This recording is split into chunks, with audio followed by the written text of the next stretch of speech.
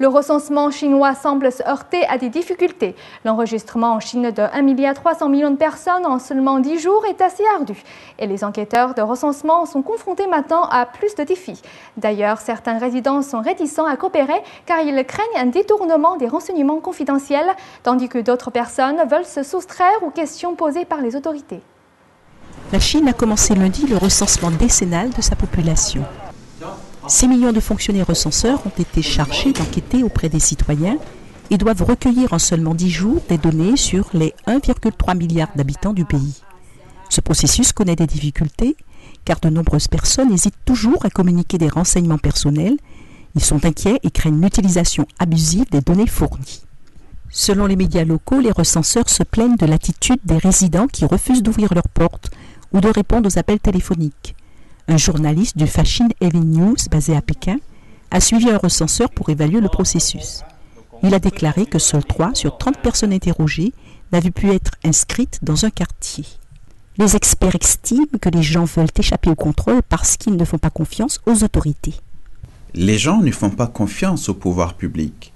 Beaucoup d'entre eux ne sont pas à l'aise et craignent ce qu'on pourrait faire avec les données ou leur utilisation contre eux plus tard.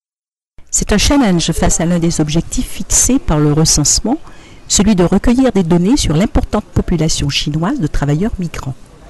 Sophie Richardson, directrice responsable pour l'Asie de l'organisation Human Rights Watch, a déclaré à La Voix de l'Amérique que de nombreux travailleurs migrants qui vivent de manière illégale en ville veulent éviter la paperasse. En outre, elle rappelle aussi que notre groupe de la population peut aussi vouloir cacher des informations aux autorités et ne pas vouloir se faire recenser. C'est toujours le cas, en particulier dans les zones urbaines où des restrictions de contrôle de la population sont imposées. Si vous n'avez pas respecté la politique de l'enfant unique et avez plus d'un enfant, vous êtes sujet aux représailles et condamné à une amende. Il y a évidemment là une incitation pour certaines personnes à soustraire leurs enfants au contrôle. Ça devient une affaire délicate. L'avocat des droits humains, Tian Jinlin, dénonce le régime chinois qui a utilisé de manière abusive les données individuelles du recensement dans le passé, ce qui alimente davantage le scepticisme du public.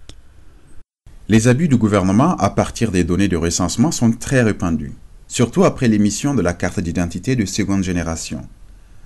Beaucoup de renseignements ont été utilisés à d'autres fins, par exemple pour surveiller les militants des droits, réprimer les plaignants ou d'autres personnes persécutées. Le régime chinois entreprend un recensement tous les 10 ans et en fait la promotion depuis plusieurs mois. Le recensement s'est terminé le 10 novembre et devrait coûter 700 millions de yuan, soit environ 74,5 millions d'euros.